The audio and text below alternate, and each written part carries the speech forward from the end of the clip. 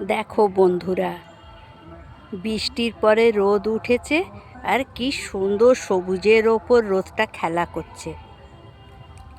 আজ আমি চলে এসেছি কটা কেশুত্তে পাতা তুলবো বলে।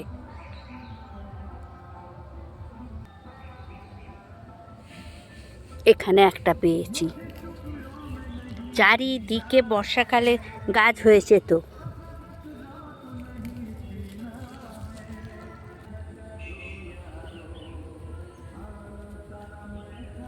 মাথায় কেমন সাদা সাদা ফুল দেখো। এই দানাগুলো পড়ে আবার নতুন গাছ গজাবে।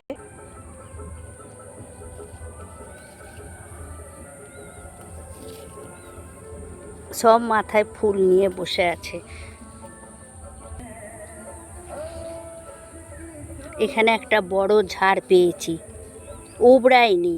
এখানে আবার গজাবে নতুন, আবার তো দরকার হবে।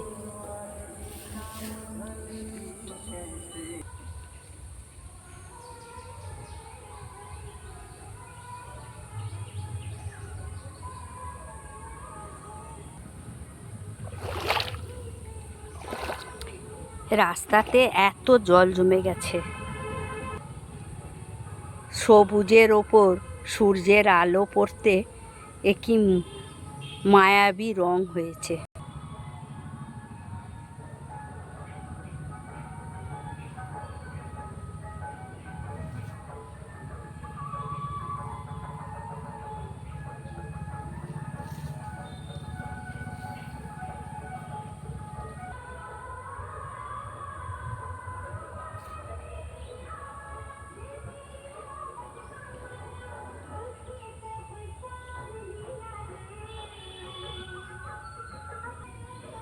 বাড়ি থেকে কোনো চুবড়ি না আনায় একটা কচু পাতায় এই গাছের ডগগুলোকে, কেশুতের ডগগুলোকে আমি রাখলাম।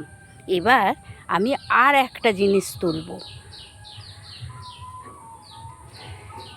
এই দেখো বন্ধুরা, এটা হচ্ছে মেহেন্দি পাতা।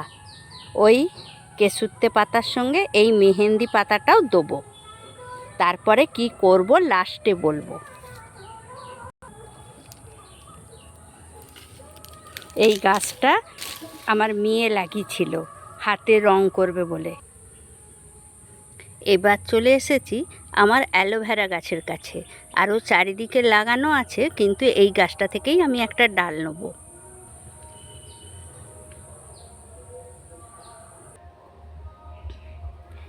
এই দেখো, অসময়ে যদি কেশুতে না পাই, তার জন্যে এই কেশুতে গাছটা আমি লাগিয়েছি টবে।